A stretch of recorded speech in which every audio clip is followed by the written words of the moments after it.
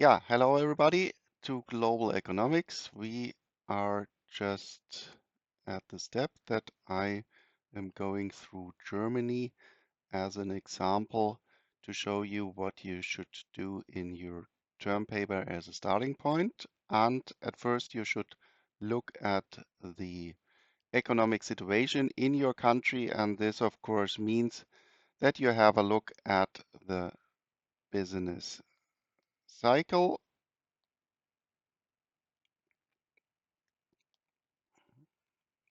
Oops.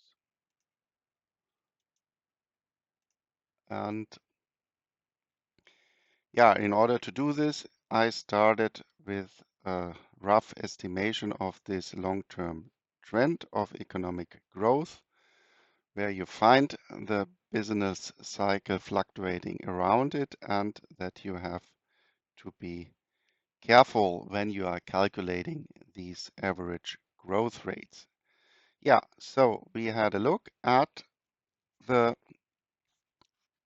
economic growth in your country, then we talked about inflation, and there you see this very low inflation period between global financial and corona crisis, and then the starting point after corona where inflation rates came up, and then of course the Ukraine war, which then led the inflation rates come up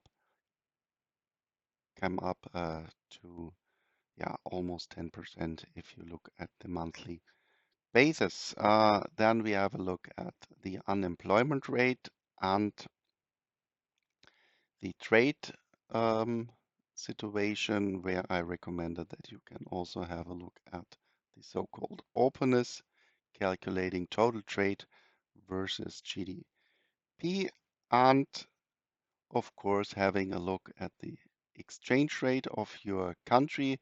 The first choice, of course, would be to look at the exchange rate versus the US dollar because it is still the so-called anchor of world economy. So this is something like the world money. Almost everybody has to have US or dollars in order to participate on international trade. But anyhow, you can of course also have a look at the main trading partner of your country, and then it would be of course also interesting to look if not the US are the main trading partner of your country, that you look then at these other exchange rates. If you have a European country, I think Hungary we had, and then of course a look of the um, Hungarian currency forint versus the euro, or I think Japan, and then Japan versus the Chinese currency, and so on, of course. But this you can then do when you are looking at your countries. Oh, sorry.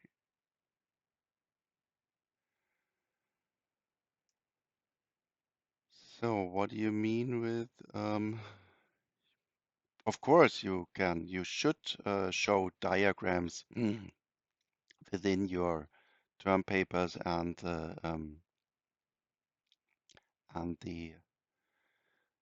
in order to show the economic situation, and then you should describe this situation. That's what, because I do it here for you, and it would be nice if you would really look for the main data and that you are creating your own diagrams and not only copy and pasting something from the internet. Okay, I think that it was where we were last week. And then, of course, also what is interesting, if we are looking at the interest rates in the country. Also, hopefully the link is working. Let me see. It seems so.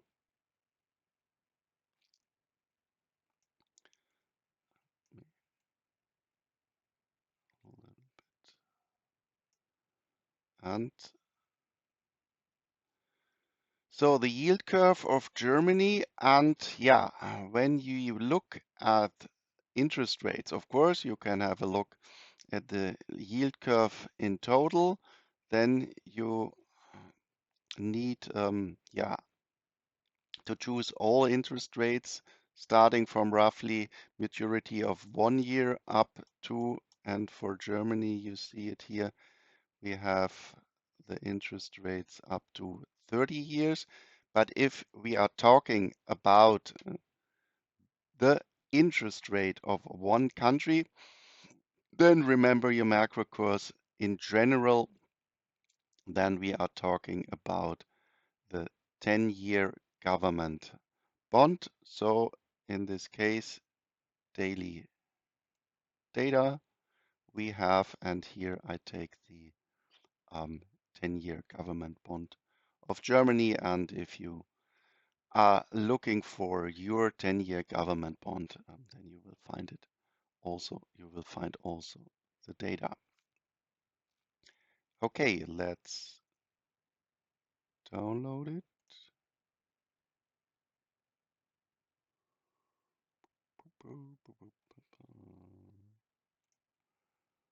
Uh, no, we are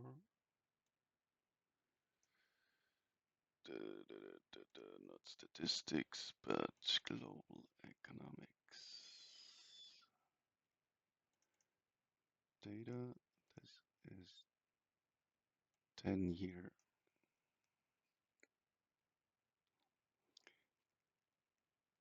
government bond. And let's look at our data.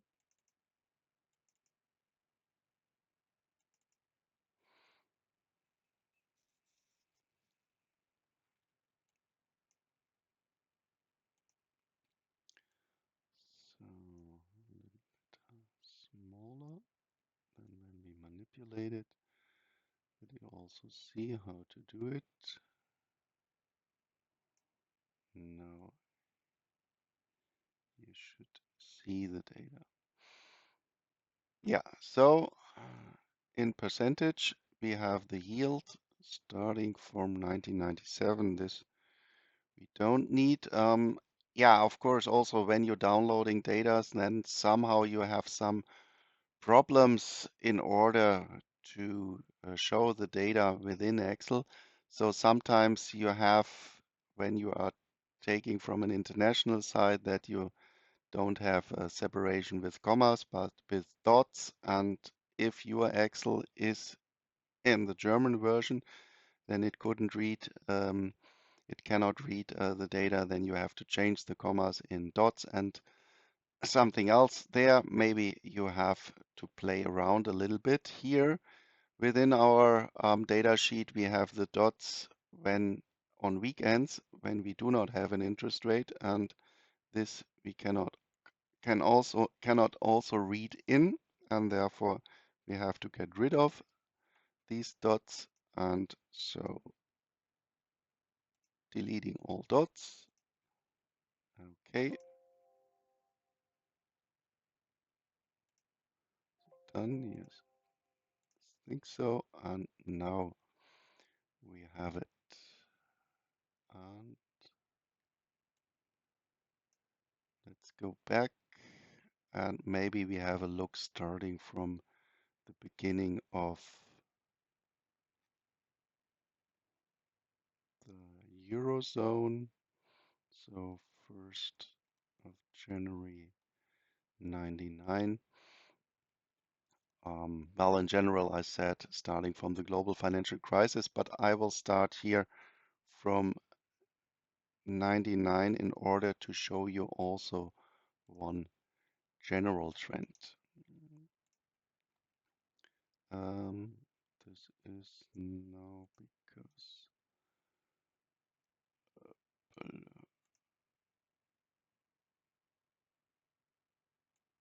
changed the format, so we need date. Let's take a short one, this one. have it again, and here we have 10 years government bond, and oh,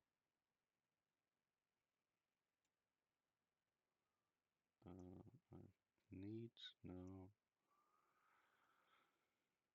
this one, and here we have it.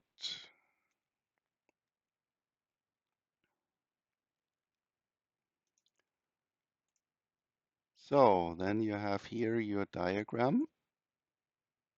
Well, actually, and what we see now is, of course, what we call in general a secular trend.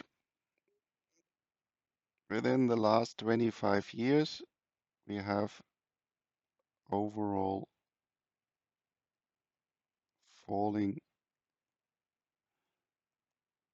interest rates. And yeah, even if we go further here until the 1970s, then you even will see a very, very long time of falling interest rates in the in the developed countries. And yeah,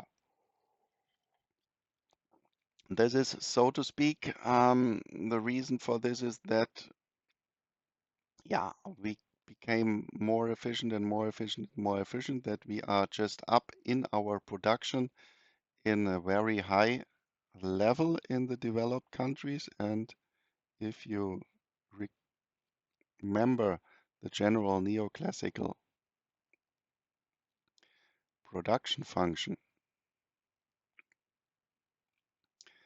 then we know that in the end it will become harder and harder to get some additional output out of the production, and this coincides in general with low interest rates. And yeah, well, somehow this is of course a problem, because low interest rates quite often also mean low economic growth. And if we have a look at Germany, then we have a general problem. Well, then here we have this period of roughly 0%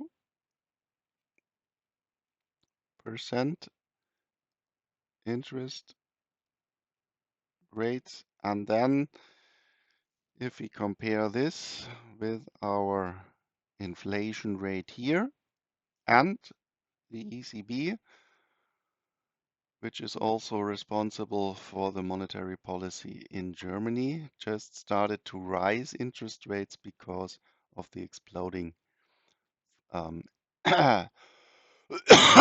inflation. So this is one of the steepest, or more or less the steepest increase of interest rates we have ever seen.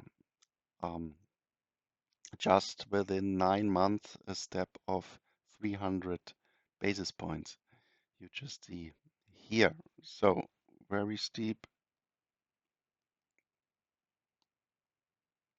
increase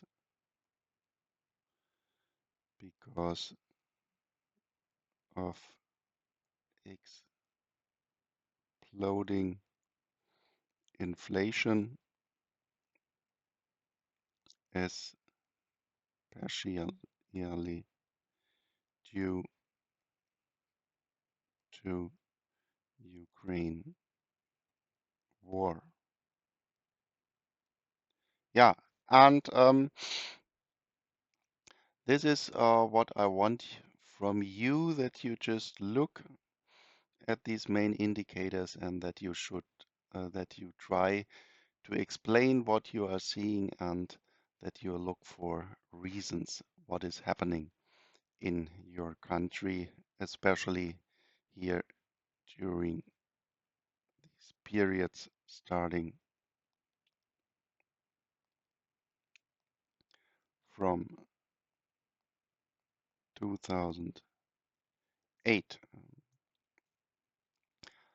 Yeah, what else? I recommend.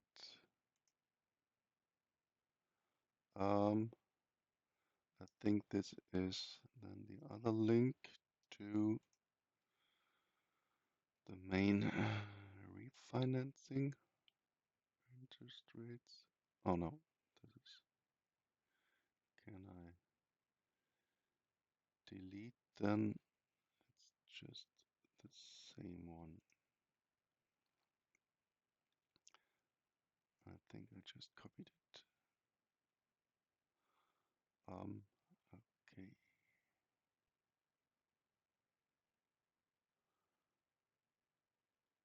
Oh no, I think I wanted from you also the main central bank interest rate, but that is not the right picture. And this one, central bank, ECB interest rates.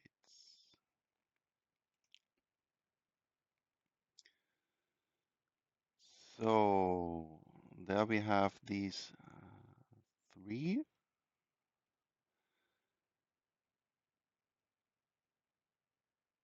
And yeah, let's take this one of the main refinancing operations and download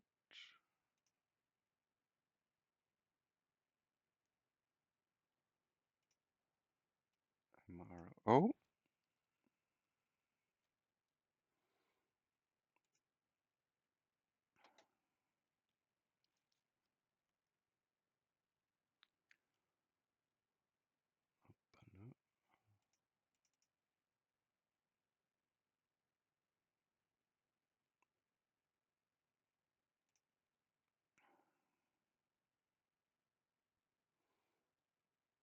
Starting from 99, this we can directly take because we have no dots within our data. So this is the interest rate of the main refinancing operation. So the key interest rate, and here we see it starting also from 99.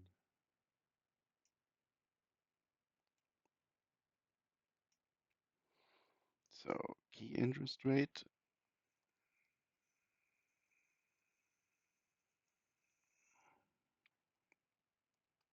MRO, main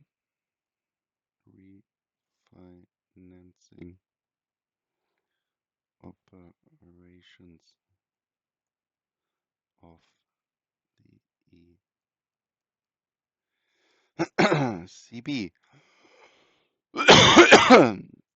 Yeah, and this, of course, you should also compare with the market interest rates, and the market interest rates are 10-year government bonds, and there you see somehow the 10-year government bonds are following the key interest rates, but not directly. And the reason for this, remember also your macro course, is that, of course, the central banks want to steer the very short-term interest rates. Maybe you find it, then you have to take the market overnight daily interest rates. And here we looked at the long-term interest rates of 10 years.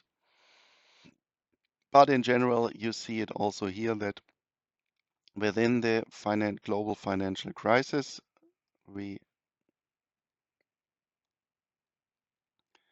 the huge drop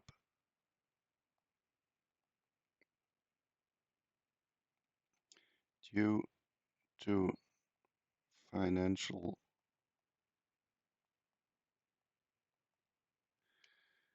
crisis. Then in Europe, this is in contrast to the US interest rate policy, we came up here because of the slight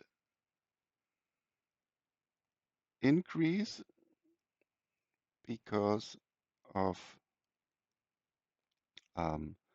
the good recovery, but then we had the drop down to zero interest rates, and this was due to the euro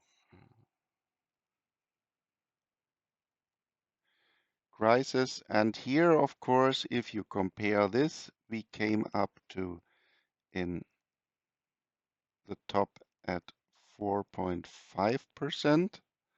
And then you see here we are roughly at 3%.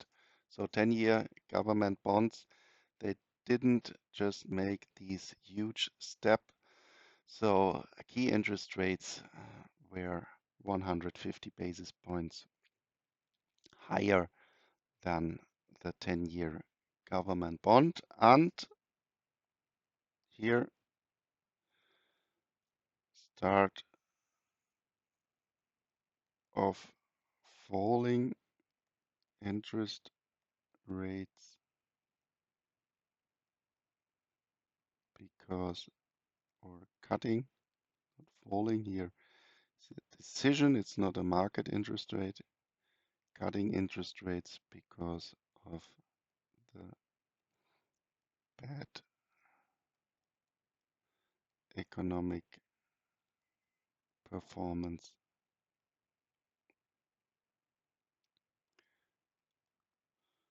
of the Eurozone after Corona.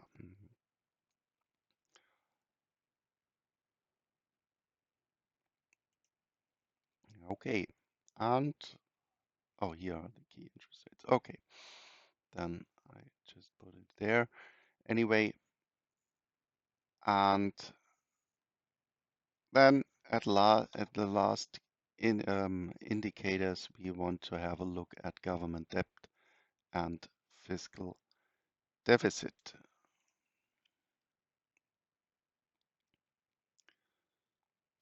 So this one, this is debt,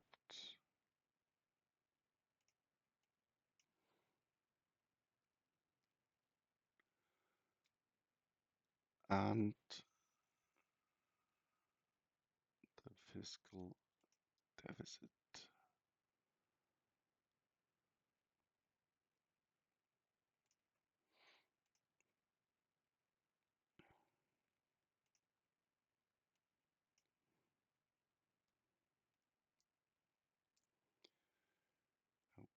Okay.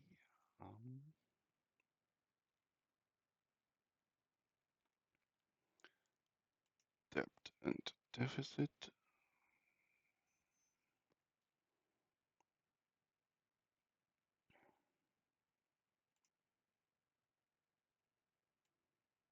Let's close this one.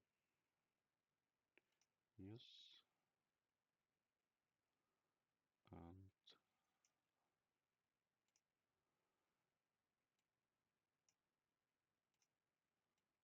this is starting also. So this is debt and we have deficit here.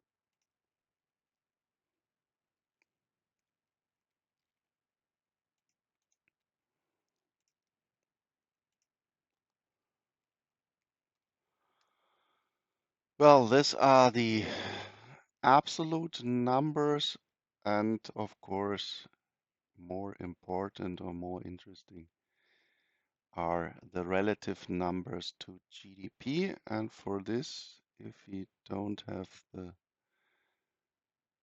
direct download downloadable numbers, then let's take GDP from another source.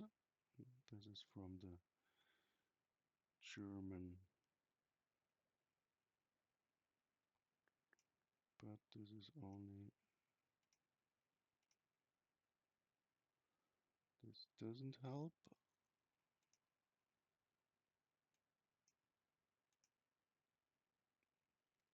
So I think here in Germany I have the data, hopefully.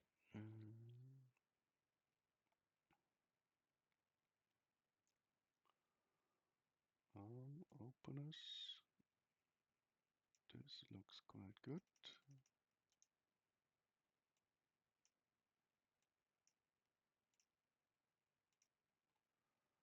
And GDP. And here we have the numbers in billions. This we also have to keep in mind.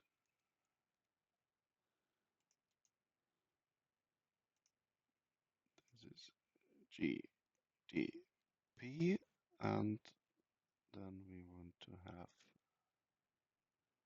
debt and deficit relative to GDP.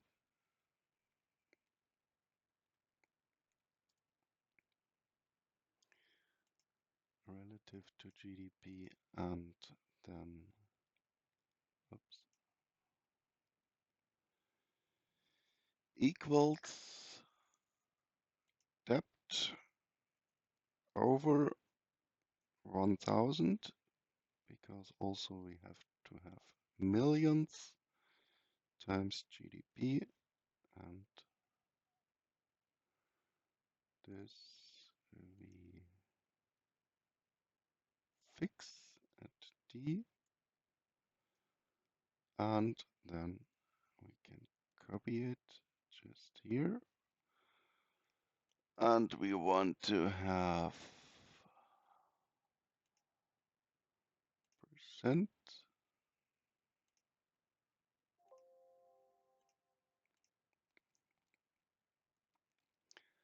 and move down to 2023,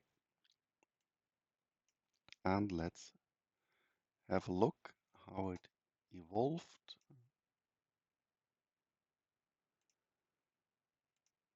This one, and we don't want to have the absolute values, so in this case absolute we are skipping, and here we are. And since the deficit is of course in percentage very much lower than the debt, debt and deficit versus GDP. Oops. In this case, you can click on this time series, and in this case, this should work. We want to have it here on a second vertical axis, and here we are. So this one is then debt ratio, and this is the deficit ratio. This one we don't need. And here we are.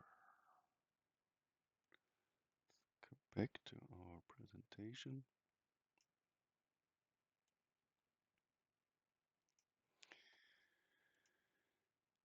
Yeah, and what we see here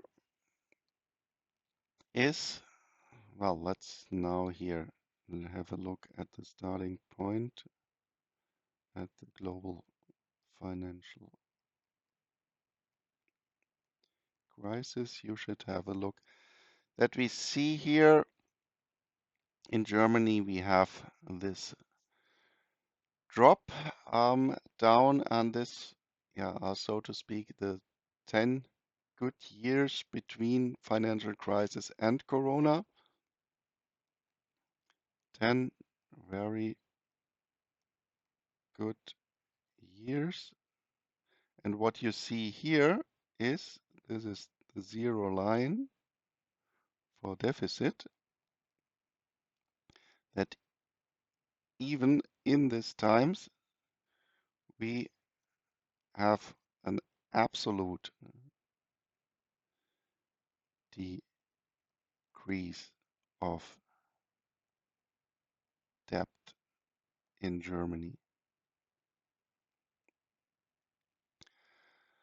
And this is a quite special situation. If you look at the other parts, I'm starting just from a unification, and this is more or less one of the main general problems of governments, that they always, yeah, increase the debt. Of course, the debt GDP ratio could nevertheless fall even if you increase the absolute value of debt, and this means if GDP is increasing faster than the absolute value of debt, then the debt GDP ratio is falling. But in this time here in Germany, we even decrease the absolute value of debt. And then, of course, we had here Corona, and yeah, this is now the discussion of the German government about public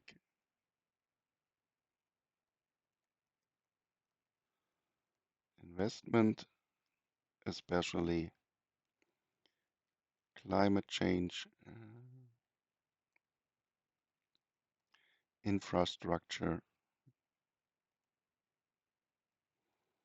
education, and military. So we have here four really large points where I think we have to invest, and how we should do it with our debt break in Germany. Yeah, this we will see, and we will see if the government makes it until the next polls in next year, or if we even have to go to the poll just within the next months. We see this is right now a general economic and political discussion in Germany. And for this, of course, in the actual situation, you always please have a deep look in your country, not only what has happened in the past, but that you also discuss the actual situation, yeah, for all indicators discussion you are discussing. So, and maybe you have also an idea where your country is going economically in the next 1 or 2 years. Yeah, key interest rates. Oh, I had it here. So maybe then I just copy all this also to the next slide.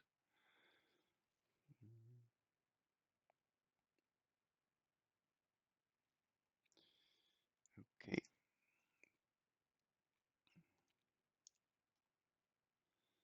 So then we are done with my example of downloading, manipulating data for Germany. This you should do for your country and just try to describe and explain what you are seeing. And of course, you should mainly start here from 2008. But anyhow, if you have some special development in your country, then you can also go um, further in the past, but mainly you should talk here about the last 15 years roughly. Okay, then I'm done with my overview. Questions about it?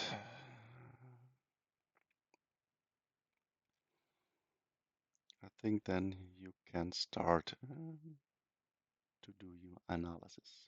Okay, no questions?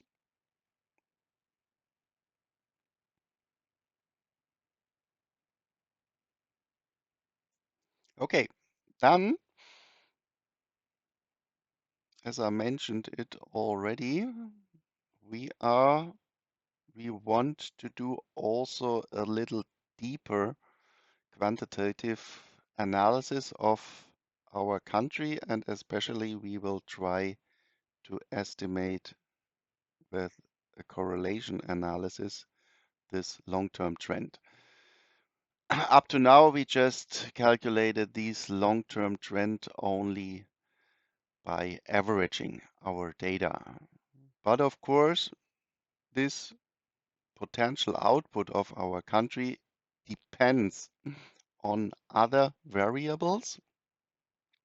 And of course, one main variable, our general economic situation, so real growth, depends on the main production factor in a country. And of course, the main production factor is unemployment. So what we will do now is to have a deeper look and a look at the quantitative dependence between unemployment and economic growth.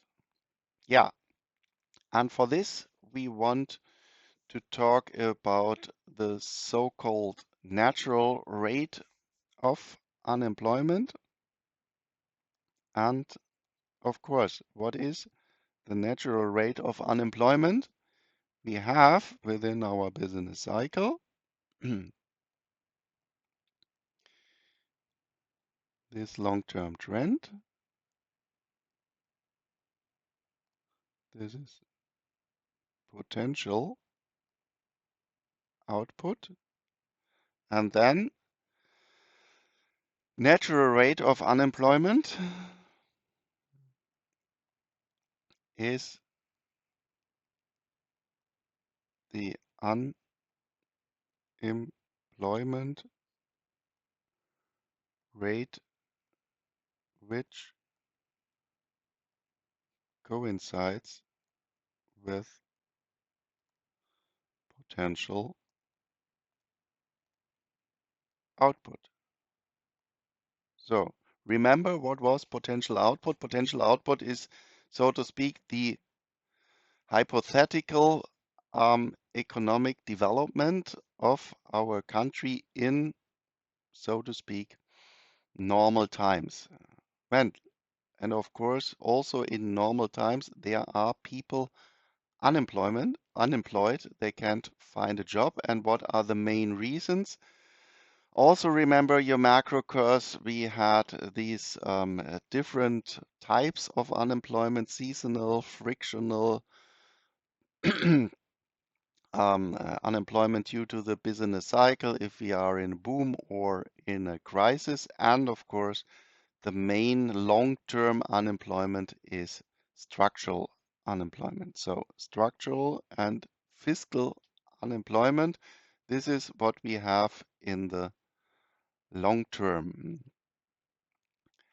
And this, of course, this structural unemployment means that we assume, of course, people want to work, but these people do not have the right skills in order to get a job. Well, and you are young, you also should think about what you are doing.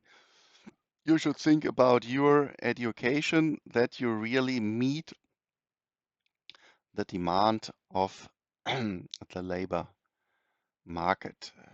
And you are supplying your abilities to the labor market. And if you don't have the right abilities, the right competences, then you can have in your field a very good education, but if it's not needed, then you have, of course, a problem. So the natural rate is due to your supply of labor in the labor market. And then if we have an idea where this natural rate of unemployment is, then we can calculate, of course, this difference between the actual rate of unemployment and where could it be due to the natural rate of unemployment. So U is the data we have find. This would be then, where did I have the data? Here. This are your unemployed people. And this we calculate relative to the natural rate of unemployment. But of course, also you have to be careful. This is, of course, also a hypothetical number. And what we obtain then is in the same way when we calculate the actual growth rate of our country relative to potential output. We have the output gap. And if we calculate the actual unemployment rate relative to natural rate of unemployment, we also get a cycle around this development of the natural rate of unemployment. So compare this to the business cycle. And then, of course, we can say if more people are unemployed, then we would expect in a normal situation. So if actual unemployment is larger than the natural unemployment, then of course we are, so to speak, in a bad situation in our country and we have a recessionary gap. And of course, coinciding with the boom situation in the business cycle is when less people are unemployed compared to the natural rate of unemployment. And yeah, I think this hypothetical dependence is quite clear that you have many people relative to natural unemployment to be unemployed within a crisis. That this coincides with low economic growth rates. This qualitative dependence, I think, is quite clear. And also, if you go back into your macro course where we had the ASAD model, there we had the medium-term supply curve and the demand curve, and then we had the long-term.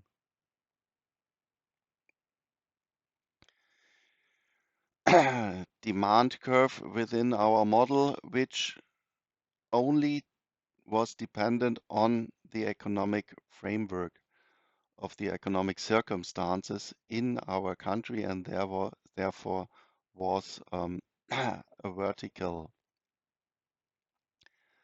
line, and then we could say which unemployment rates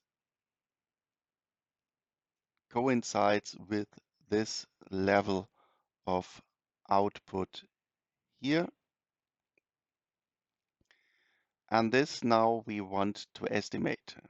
And in order to estimate this, what we are doing, we just go to the data. And this, was done by Arthur Okun in the 1960s. He just went to the US data where he looked at the overall economic performance, looking at GDP growth rate and the development of unemployment. And what he more or less found is not a one-to-one mapping between unemployment and GDP growth, but that if the growth rate increases by 1%, that then unemployment falls only by 0.5%. Well, and just from a descriptive analysis, what does it mean? This means that we need a positively growing economy in order to hold unemployment constant. So roughly speaking, we need at least 0.5 an increase of the economy with a growth rate of 0.5% in order to keep unemployment flat. Well, and this at first seems to be a little bit surprising, because if we say, well, if we do not change anything, why should then something change in the labor market? And even if we do not change anything in the general circumstances, why should then increase the unemployment? And well, there are some explanations for this. And this is due to the fact that somehow always the labor market steps in behind relative to the general economic development. Well, and if you think if you look through the glasses of a manager, if you think, well, this is my enterprise, then of course something is changing in the economic situation, then you would not instantaneously also hire or fire people within your company. So we will have just a little lag between the economic development and what you are doing with your hired people within your company. So that we, in this case, would adjust less than this one-to-one mapping. Compare this with this descripting finding that we need an increase which is twice as large as the change at the labor market. And of course, what we also can say, think of that, the economy is performing quite good. What will you do within your company? Will you directly hire some new people? Well, in the medium or long term, okay, you will do it. But in the short term, you go to your people and who are already within your company, and you just ask them, well, don't you want to work a little bit longer? Or if you have part-time workers within your company, working, for example, half-time, not 40 hours, but 20 hours, then you ask, would you increase your working time by 5 hours or 10 hours per week? So that we can say the labor force participation in a first step will increase. And if we again have a special look at Germany, then we see that over time, over the last 10 years, it is not the case that we really increase the number, but that we mainly increase the time which the people work within the companies. And especially here, we can say that the labor force participation of women starts to increase in Germany. Well, and then of course there we have one main reason, and this is that over time, in general, due to technological changes, that the labor productivity is increasing. So if you compare working 40 hours today in your company, you will have a larger output compared to the situation 10 or 20 years ago. And this is because of the general technological change and therefore the increase of productivity. And currently, of course, we can say that productivity is increasing because of the digitalization and, of course, think of artificial intelligence. And I really would say that you have to keep this in mind, that you educate yourself in the right way, because artificial intelligence actually right now and in the future will do many things what especially in the economic part of the labor market which we are doing today. Look, for example, looking where do I find the right data. This, I think, in the future is a good task for artificial intelligence. But of course, then you have to be competent in order to value the output of artificial intelligence. So, and this means also that we have not this one-to-one mapping between economic growth and the labor market, because think of if still the same amount of people are working, but they are in the future more productive, then in order to keep the economic situation constant, you need less people in the future doing the same output, doing the same job in the future.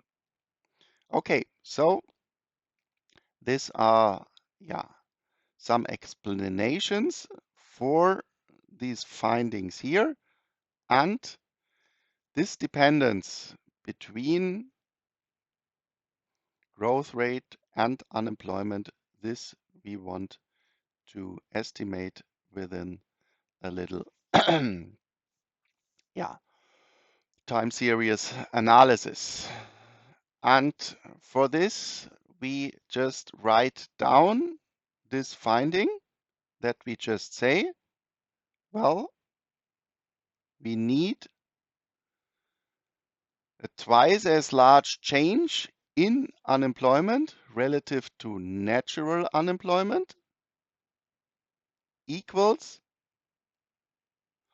the output gap. So this is just what Okun found with this 2 here. This is what Okun found in US data. Or if we write it down, which is a little bit easier when we take afterwards the data, that we just relate the change of unemployment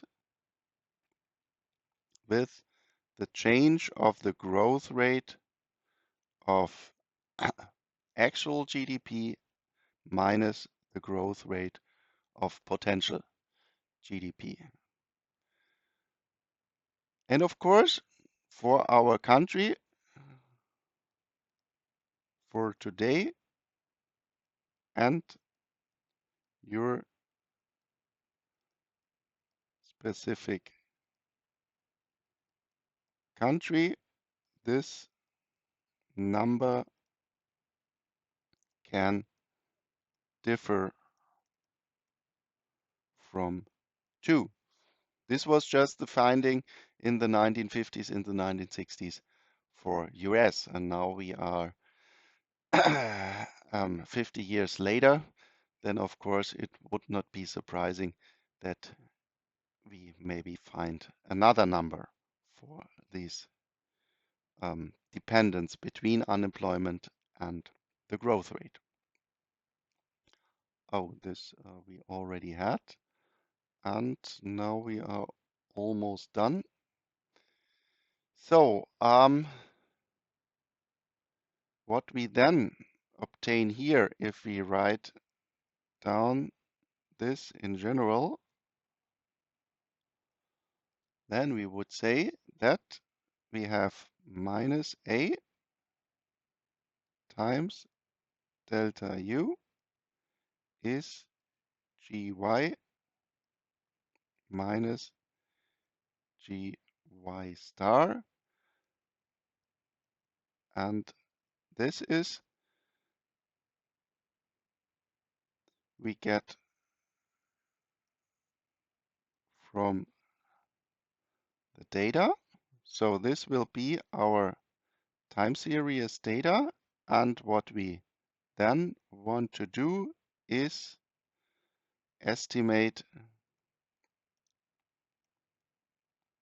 these two parameters. Well, this then we will do in the next lecture. What I show you here, and this we will also do together. This is US data just from the end of World War II, where here I put down the growth rate, and this is the U change in unemployment rate. Well, and what you already find here is if we plot all these data 70 years ago, then we find a general negative dependence between change in unemployment and economic growth as it was found by or Kuhn in the 1960s.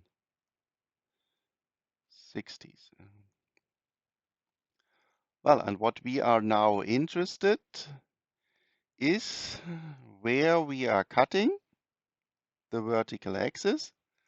This would be the growth rate of our potential output, and the other one is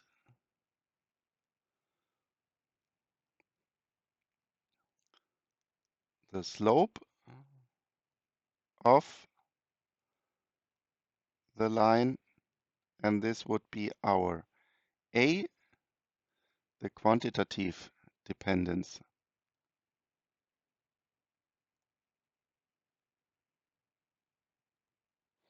between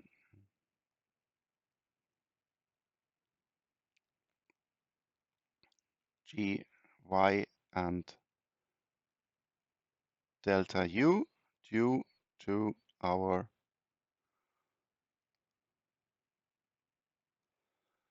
so to speak, dependence, how we modeled the dependence here. Well, and this I will do together with you for once for the United States, because there we have really very long time data, and then I will do it for Germany using the IMF, International Monetary Fund database, because for your country, you quite easily get the right data out of the International Monetary Fund database. So I show it from this database together with you for Germany, and then you know how to do it for your country. And of course, in order to do this, since I think that you haven't seen linear regression within your introductory course in statistics. So I will go through the explanation what is linear regression about that you're not only clicking in Excel at with your mouse, but that you also know what you are doing. Okay, that it was for today. Okay. Then also on Wednesday, we have again a meeting of the faculty, and therefore on Wednesday there will be no lecture, but I will put it also in the announcements in the Moodle course. Thank you very much for today.